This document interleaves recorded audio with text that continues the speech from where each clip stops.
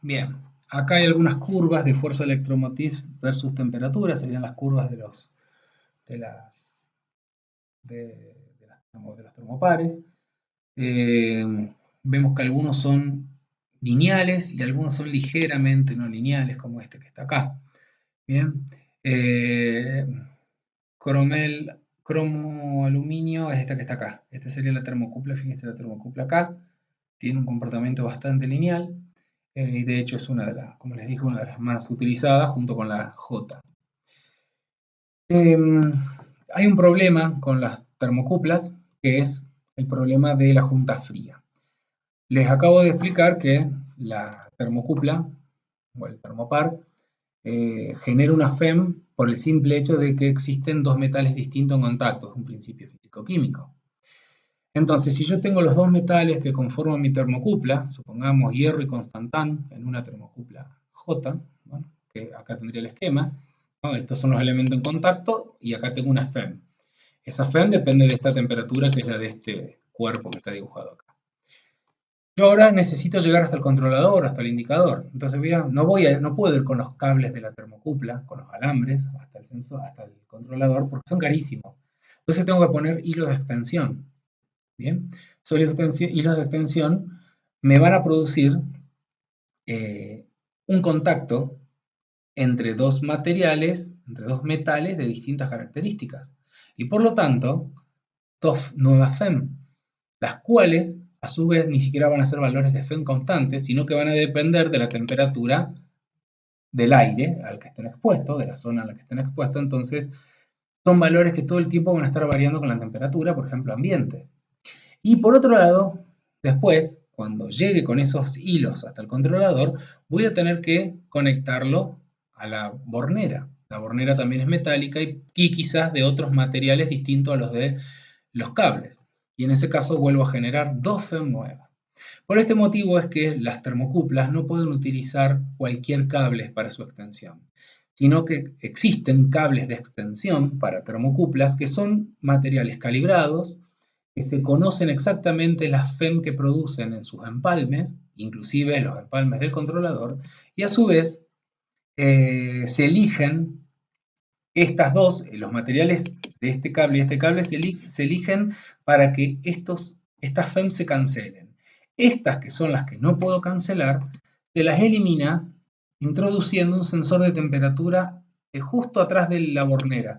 Si ustedes algún día tienen la oportunidad de agarrar o tomar un controlador de temperatura para termocupla y se fijan atrás, en algunos se suele ver como si fuera una resistencia, que en realidad es el sensor, es un sensor tipo termoresistencia, que mide la temperatura ambiente y manda una señal al controlador para compensar estas dos FEM que son las que no puede eliminar, no puede eliminar, digamos, por compensación como los hizo con esto. Bien, porque o compensamos esto o compensamos esto, si no, no podemos compensar todo. Bien.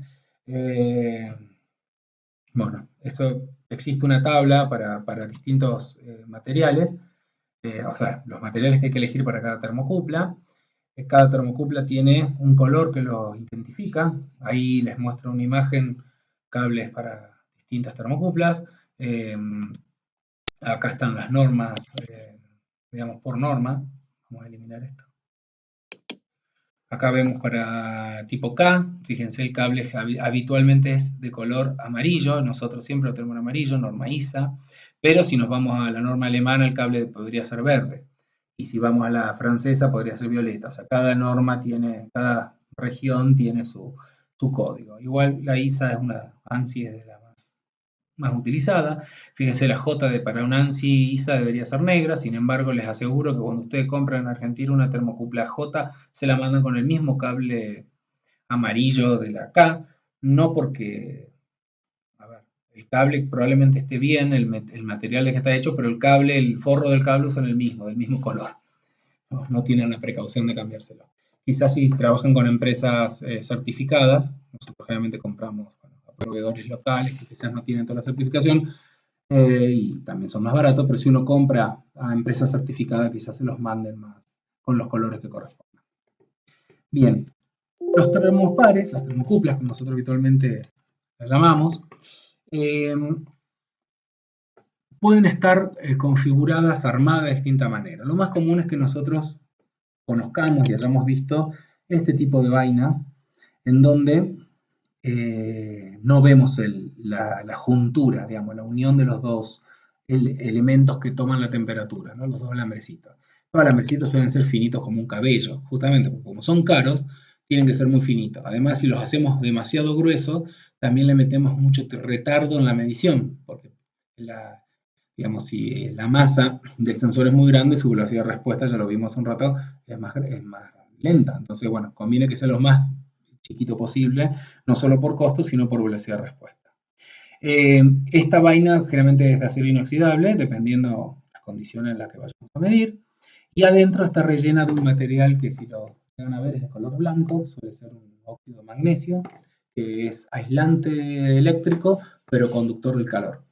Entonces, bueno, mejora la transmisión del calor desde el fluido que yo quiero medir hasta el interior del elemento de medición. Adentro de la vaina, o sea, esto es lo que veríamos por afuera. También podemos encontrar, adentro puede estar configurado como los elementos de medición no pueden estar aislados eléctricamente de la vaina, pueden estar en contacto, lo cual es malo si tengo, por el tema de descargas eléctricas, ¿no? Por la conducción de electricidad, pero esto tiene mejor respuesta porque está justamente metal contra metal en contacto con el fluido, así que mejora la transmisión. Puedo tener directamente los terminales expuestos al fluido, obviamente siempre y cuando no haya riesgo eléctrico de explosión o combustión, y a su vez que el fluido no sea conductor y me genere una señal por conducción en el medio entre estos dos terminales que me modifique la FEM que en realidad se está generando por temperatura. Y tenemos otros que son con la soldadura expuesta, que es muy similar a este, pero en donde hay yo les mostré una foto en unos capítulos más atrás, en el capítulo 15 creo que fue, en donde los dos terminales estaban en contactos y fundidos, formando una pelotita. Bien, este tipo de fundición es mucho más resistente, digamos, a este otro en donde los alambres apenas están tocando sus puntas y ante el más mínimo roce o golpe con algo podrían llegar a deteriorarlos. Estos no, son un poco más resistentes. Nunca tan resistente como tenerlo envainado completamente. Bien, la otra familia de sensores de temperaturas muy utilizados son las termoresistencias. Básicamente nosotros sabemos que los metales o los conductores en general varían su resistencia con la temperatura. Bueno, ese es el principio que se utiliza para las termoresistencias. Las termoresistencias hoy en día más utilizadas son las de platino, que se las llama PT, y la más común es la PT100, la cual tiene 100 ohms de resistencia a 0 grados centígrados. Bien, la resistencia va a seguir a la temperatura con esta expresión, donde R0 es una constante, es la resistividad a 0 grados del material, y 1 menos alfa T, donde alfa T es una propiedad del material. Medición de la resistencia. Existen resistencias o termoresistencias de 2, 3 y hasta 4 hilos.